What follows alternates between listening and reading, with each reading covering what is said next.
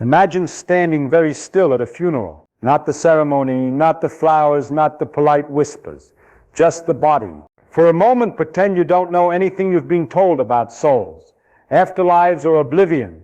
You only see a person who minutes ago was thinking, breathing, laughing, and worrying about the same things you do. Now they are quiet. The unsettling question is simple.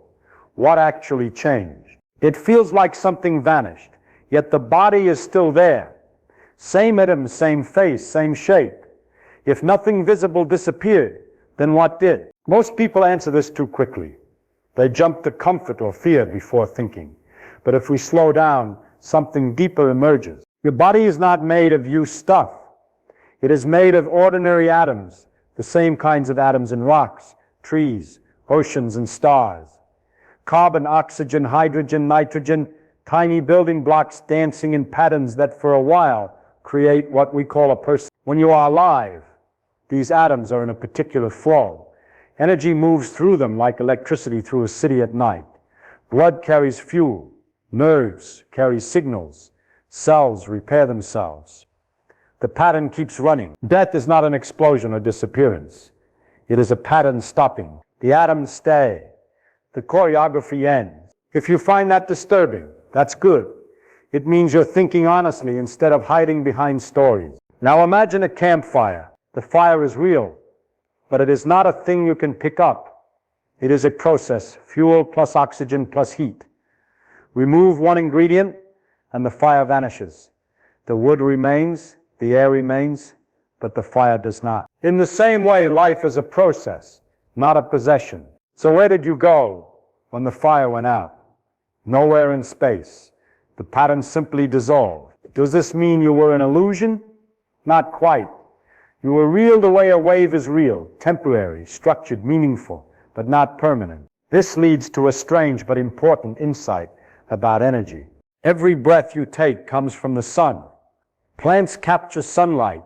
You eat plants or animals that ate plants, and that energy keeps your body moving. You are a walking, talking solar machine. When you die, that energy does not disappear either. It leaks back into the world as heat, decay, and new life. Your atoms drift into soil, water, air, other organisms. In a very literal sense, you return to the system that made you. Immortality, then, is not a person lasting forever. It is matter and energy cycling forever. But this creates another uncomfortable thought. If you are a pattern, not a permanent thing, then your identity is not some solid object stored in your body like a jewel. It is more like a melody being played by instruments made of atoms. When the instruments stop, the melody ends. That sounds bleak only if you assume meaning requires permanence. But consider music. A song is beautiful precisely because it ends. A melody that never stops becomes noise. Life's finitude is what gives it shape. Now let's turn this same logic inward. Most people treat success and money as if they are solid objects they can grab and keep forever.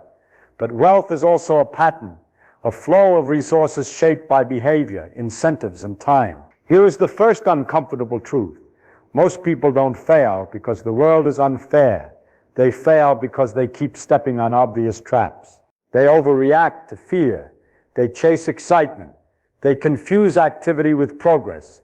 They treat short-term feelings as long-term strategy. In other words, they lose not by being stupid, but by being impulsive. That's exactly how living systems break down too. Cells don't collapse all at once. They gradually accumulate tiny mistakes they fail to correct. Whether in biology or finance, survival is mostly about avoiding fatal errors. Now think about atoms again. No single atom in your body knows what you are. Each one just follows simple rules. Bond here, release energy there, respond to conditions. Yet together they create consciousness. Wealth works the same way. No single decision makes you rich. 1,000 small choices repeated patiently shape your outcome. Here is a second uncomfortable truth. Brilliance is far less important than consistency. People worship geniuses, but nature rewards those who simply don't quit and don't self-destruct. A steady fire lasts longer than a brilliant spark that burns itself out. This is why patience often beats intelligence. Intelligence jumps, patience compounds. Compounding is like gravity in finance, slow, invisible, and unstoppable if you let it work. But most people sabotage it because waiting feels boring. Death, in a way, is the ultimate reminder that time is scarce. Yet most people waste their lives reacting to everything as if they have infinite time. Pause here and ask, does this actually make sense? If you know you will die, why obsess over short-term status? If your atoms will return to the earth, why define yourself by temporary possessions? The answer is that human psychology evolved for survival, not wisdom. Our brains crave certainty, status, and immediate reward. That made sense on a dangerous savanna. It makes much less sense in a modern world where patience is the real advantage. Here's the third uncomfortable truth. The people who look wealthy are often not, and the people who are truly wealthy often look ordinary. We confuse appearance with reality. Shiny cars, expensive clothes, constant travel. These signal spending, not financial strength. Real wealth is mostly invisible. Low stress, freedom of time, and options that don't require showing off. That mirrors death again. The body looks the same at first, but the invisible pattern has changed. What matters is not what you see, but what is happening beneath the surface. Now consider identity. If your atoms are constantly replaced, and they are, then in a literal sense, you are not the same physical person you were 10 years ago. Your body is being rebuilt cell by cell, yet you still feel like you. This suggests that identity is not tied to specific atoms, but to continuity of pattern. You are a story unfolding in matter. Wealth is also a story, not a balance sheet snapshot, but a long narrative of habits, decisions, and character. If your story is chaotic, your results will be chaotic. If your story is disciplined, your results will likely reflect that. Let's bring death back into focus. Many people fear dying because they imagine a dramatic cliff alive. 1 second, gone the next.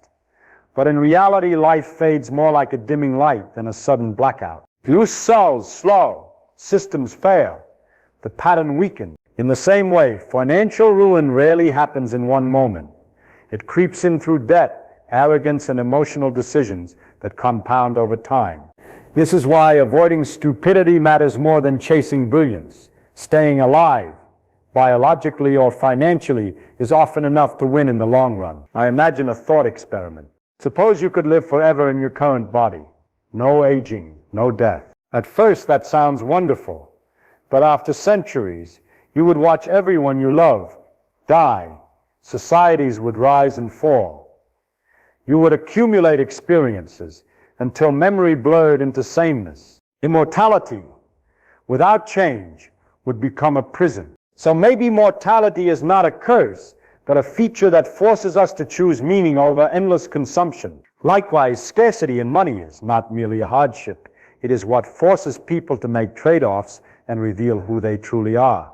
When resources are limited, character shows up. Some become generous, some greedy, some calm, some desperate. The universe is conserved. It never disappears. But patterns transform. You are one such pattern, brief, intricate, and unrepeatable. When you die, the universe does not lose matter or energy. It loses a particular arrangement that will never exist again in exactly the same way. That is both tragic and profound. And here is where the ideas meet. If you know your time is finite, then every choice has an opportunity cost.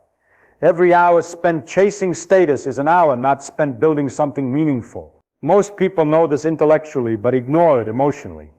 They act as if they have endless tomorrows. That's why many fail.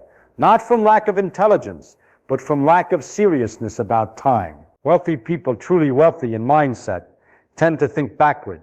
They ask, what would ruin me? Before asking, how do I get rich? Biology does this too. Organisms survive, not by perfect design, but by avoiding fatal vulnerabilities. Life and money share the same logic.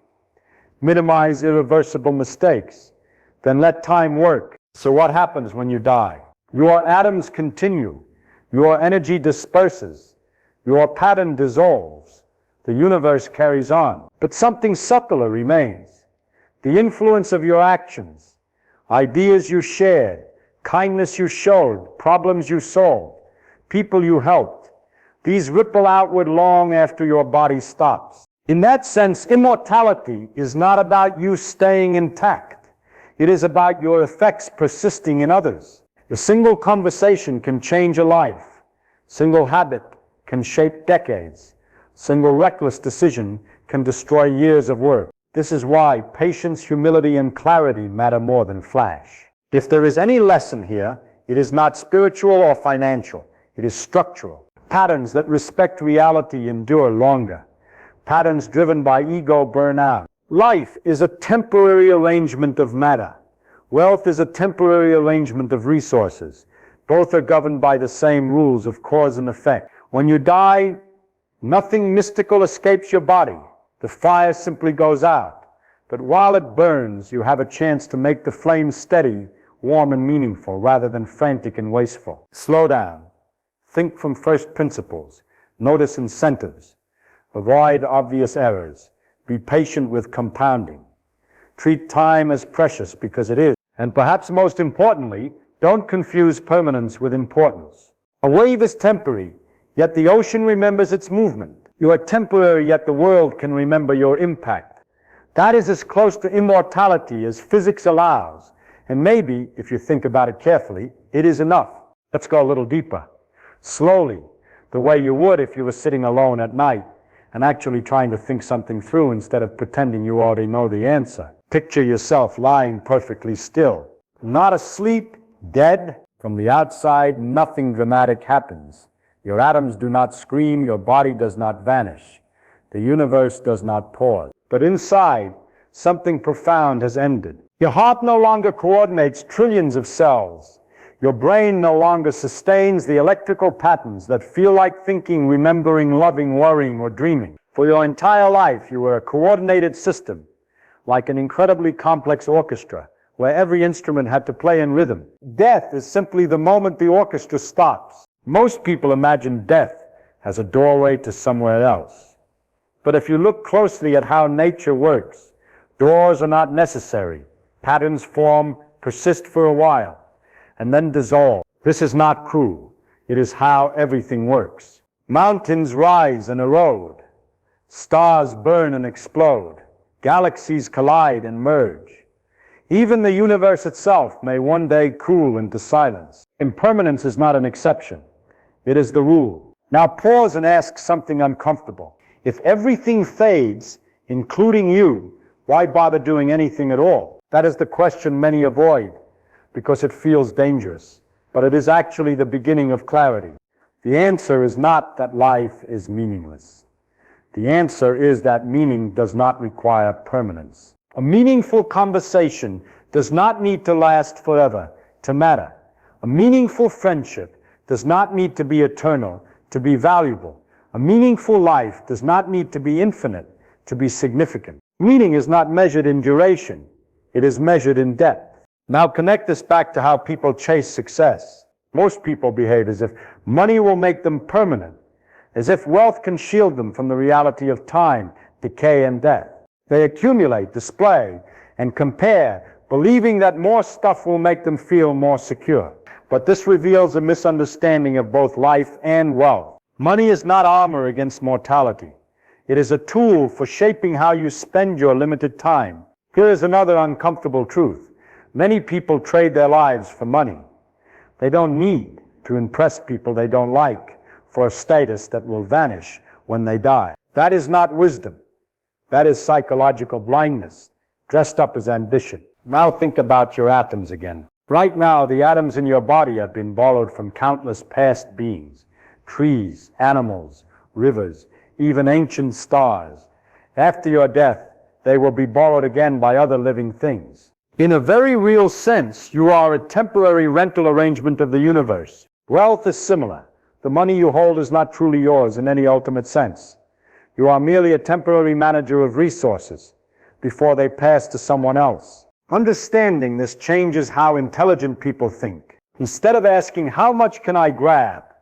They ask, how should I use what I temporarily control? That shift is subtle, but powerful. Now imagine a city at night seen from an airplane, frequencies of lights, each flickering, some bright, some dim, some turning off, while others turn on. No single light defines the city. The pattern as a whole does. You are one light in that vast system. When your light goes out, the city remains. But while your light was on, you contributed to the pattern. This leads to a quieter, more mature idea of legacy. Legacy is not about being remembered forever. Most names are forgotten within a few generations anyway. Legacy is about how your actions changed the patterns around you while you were here. Did you reduce chaos or create more of it? Did you make others calmer or more anxious? Did you build things that help people? Or did you just extract value for yourself? These questions matter far more than whether you are remembered in textbooks. Now let's circle back to how people think about success. Many chase brilliance, the perfect investment, the clever shortcut, the sudden breakthrough. They imagine that one great move will change their life. But nature rarely works that way. Evolution does not reward flashiness. It rewards resilience. Species survive not by being the smartest, but by being the least fragile. Wealth works the same way. Here's another uncomfortable truth. Most financial disasters come from overconfidence, not bad luck. People borrow too much, take too much risk, or believe they are special. They mistake temporary success for permanent superiority. Death offers a harsh mirror to this attitude. No matter how rich or powerful you are, your body still obeys biology. Your atoms still decay. Your consciousness still ends. Reality is not impressed by status. Now consider time again. Every day you are alive, you lose a tiny fraction of your remaining life. You can't store time like money. You can't earn more of it by working harder. Yet most people treat time as if it were infinite and money as if it were scarce, when in truth, time is far more precious. If you truly understood your mortality, your priorities would likely change. You might care less about impressing strangers and more about deep relationships. You might chase fewer flashy experiences and more meaningful ones. You might take fewer emotional risks with money and more intellectual risks with ideas. This is not romantic advice. It is logical. If life is short, then minimizing regret becomes a rational strategy. Now imagine a thought experiment. Suppose you could watch your life from the outside, like a time-lapse film. Every decision, every reaction, every emotional impulse compressed into minutes. You would likely see patterns. Moments where you panicked and made bad choices. Moments where you were patient and things improved. Moments where ego made you stupid. Moments where humility saved you. That time lapse would probably teach you more about success than any business book. In the same way, if you could watch your body over decades in fast motion, you would see cells growing, dying, renewing, and eventually failing. Life is not a static thing.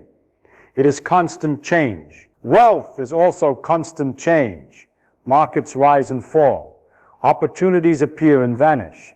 Fortunes are built and lost. The people who win in the long run are not those who predict everything.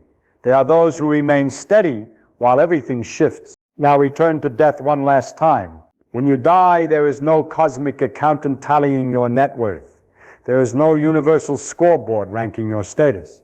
There is only the quiet redistribution of your atoms back into the world. That should strip away illusion. If you cannot take anything with you, then the real question becomes, what was the point of having it in the first place? And the answer is not consumption, but contribution. Not in a moral or sentimental way, in a structural way. Resources that flow only to you stagnate. Resources that flow through you create broader patterns of benefit. That is why truly wealthy people in mindset tend to build, create, or support systems rather than simply hoard. They understand that permanence belongs to systems, not individuals. Now think of yourself as a temporary wave in an ocean of matter and energy. A wave is not pointless because it ends. It shapes the water around it while it exists. You are not pointless because you die. You shape the world around you while you live. This leads to a calmer relationship with both life and money. You no longer need to panic because panic assumes the world is against you. You no longer need to show off because showing off assumes others define your worth. You no longer need to rush, because rushing assumes time is your enemy instead of your most valuable resource. Instead, you move with patience. You avoid obvious mistakes. You build slowly. You think long term. You respect cause and effect. And you remember that everything, including you, is temporary. That may sound cold, but it is actually liberating. If nothing lasts forever, then you are free to focus on what matters now, rather than chasing fantasies of permanence. At the end of your life, you will not be asked how much you accumulated. You will simply disappear into the same universe that created you. Your atoms will become soil, water, air, plants, animals, and perhaps even other people. In that sense, you never truly leave. You only change form. And while you are here, the smartest thing you can do is align your actions with reality instead of illusion. Reality says you are temporary. Reality says patterns matter more than objects. Reality says patience beats panic. Reality says avoiding stupidity matters more than chasing brilliance. Reality says time is your most valuable asset. If you let those ideas quietly sink in, you may find that death becomes less frightening and life becomes more meaningful. Not because you discovered a comforting story, but because you understood how things actually work. You are a brief arrangement of atoms, animated by energy from the stars, moving through a vast universe that existed long before you and will continue long after you. That is not smallness. That is belonging. And if you live with that awareness, calmly, clearly, and patiently, then when your pattern finally dissolves, it will not feel like a tragedy. It will feel like a natural completion of a story you understood while you were still able to tell it. Let's linger in this perspective a bit longer, because most people rush away from it. And in that rush, they miss something essential about both life and how the world rewards behavior. Imagine standing on a beach at low tide. The water is pulled back, revealing patterns in the sand. Ripples, channels, tiny ridges shaped by countless waves before you arrived. Each wave left a trace, then disappeared, replaced by the next. You are like one of those waves. You arrive, you move, you reshape things slightly, and then you are gone. The ocean remains. Now notice something subtle. No single wave matters in isolation. What matters is the consistency of movement over time. The shoreline is sculpted not by one dramatic crash, but by millions of small, patient interactions. That is exactly how life, biology, and wealth operate. People often think big moments define everything. The one breakthrough, the one investment, the one relationship, the one decision. But reality is quieter. It is the accumulation of small choices that shape your trajectory. Death makes this clear. You do not die because of one mistake in most cases. You die because systems gradually lose their coordination. Tiny failures accumulate. Repair mechanisms weaken.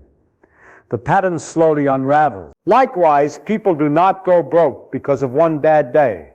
They go broke because of a long series of careless habits, emotional reactions, and short-term thinking that compound in the wrong direction. This is why avoiding obvious stupidity is so powerful. If you simply refuse to take on catastrophic risk, refuse to act in panic, refuse to lie to yourself, and refuse to confuse luck with skill, you are already far ahead of most people. That may sound boring. It is boring.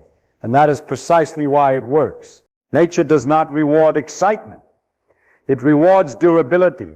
Now think again about consciousness. Right now, as you listen to these words, your sense of I feels continuous. But that continuity is an illusion created by memory and ongoing brain activity. If your brain were paused and restarted with no memory, would you be the same person, or a new one inhabiting the same body?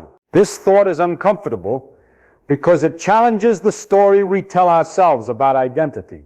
We like to believe we are a solid, unchanging core. But in reality, you are more like a river, always moving, always changing, yet recognizable as the same flow. Wealth is similar. Your net worth today is not who you are.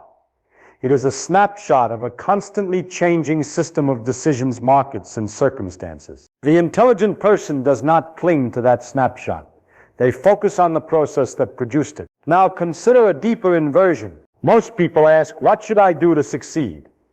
A more reliable question is, what would almost guarantee failure? If you list those things, panic selling over borrowing, constant comparison, chasing trends, lying to yourself, ignoring risks, refusing to learn, you already have a powerful blueprint for how to live and invest. Death operates on the same logic. Your body does not need to be perfect to live.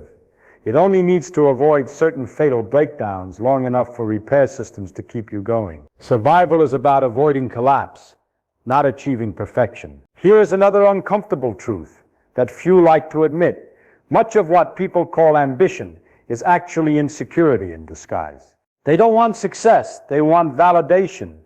They don't want wealth, they want admiration. They don't want freedom, they want status. That confusion leads to terrible decisions. They work themselves into exhaustion for money they don't need, take risks they don't understand, and sacrifice relationships that actually give life meaning. Death exposes how empty that trade really is. When your heart stops, no one will care how many luxury items you own. What will matter is how you treated people, how you spent your time, and whether you built something larger than your ego. Now return to energy. The universe is vast, mostly empty, and mostly silent.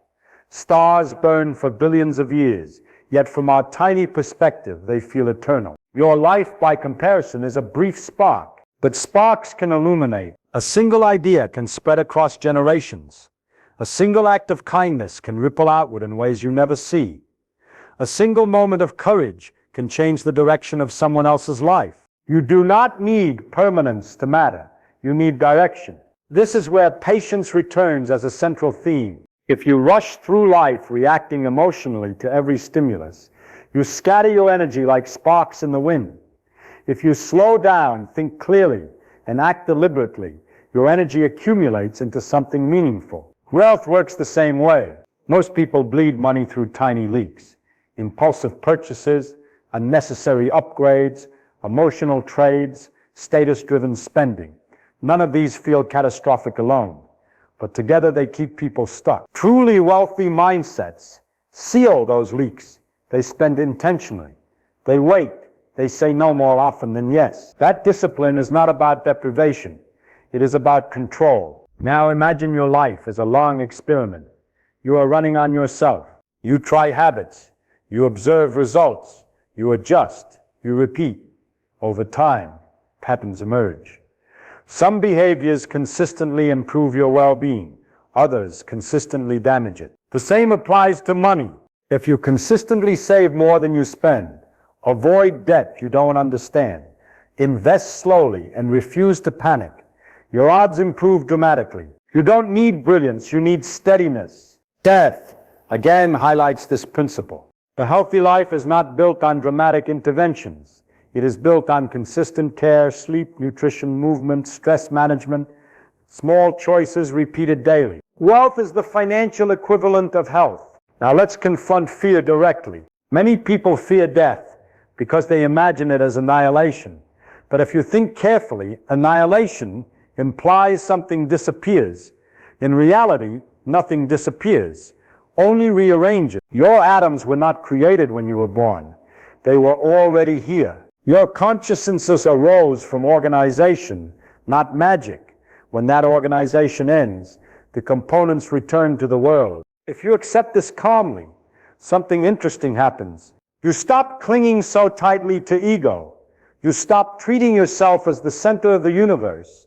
You begin to see yourself as a temporary participant in a much larger system. That humility is deeply connected to good decision-making. Arrogant people assume they are special, exempt from risk, smarter than reality. Humble people assume they might be wrong and build safeguards accordingly. Markets, like nature, are ruthless toward arrogance. Now imagine your final moment, not in a dramatic way, just realistically. Your breathing slows, your thoughts fade, the pattern dissolves. In that moment, you will not regret missing a luxury vacation or a flashy car. You will regret time not spent with people you loved, or work that truly mattered to you, or conversations you avoided out of fear. This is not sentimentality. It is a clear recognition of what human beings actually value when stripped of illusion.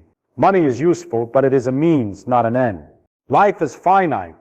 but that finitude gives every moment weight. Wealth is temporary, but the way you use it can have lasting effects. Now bring everything together. You are made of atoms that came from ancient stars. You are animated by energy that has flowed through countless living beings before you. You exist as a temporary pattern in a universe that does not care about your status, but does obey cause and effect with perfect consistency. If you align your behavior with that reality, patient, humble, careful, long-term, you are in harmony with how things actually work. If you fight that reality, chasing permanence, acting impulsively, worshiping status, you will constantly suffer friction. Death is not your enemy.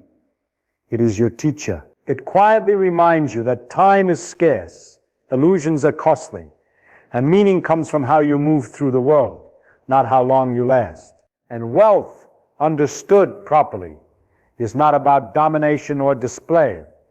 It is about creating freedom within your limited lifespan to live deliberately rather than reactively. So when you ask what happens when you die, the most honest answer is simple. Your atoms remain, your energy spreads, your pattern ends. But the story you wrote with your actions continues in other patterns, in people, in systems, in ideas, and habits you passed on. In that sense, immortality is not personal survival. It is participation in something larger than you. If you take that seriously, you may find that your priorities shift almost automatically. You care less about looking successful and more about being useful. You care less about speed and more about direction. You care less about winning arguments and more about understanding reality. You care less about being remembered and more about living coherently. And when your time finally ends, you will not be surprised or resentful. You will recognize it as the natural closing of a temporary arrangement that did its work and returned its materials to the world. That is not a defeat. It is completion. And perhaps the deepest irony is this: when you stop chasing literal immortality, you are more likely to create something that outlives you. Not because you tried to be eternal, but because you lived clearly, patiently, and honestly within your limits. A wave does not try to become the ocean. It moves beautifully where it is, and in doing so, it shapes the shore. You are that wave, brief, real, and capable of leaving a meaningful trace. If you choose to move with awareness rather than fear,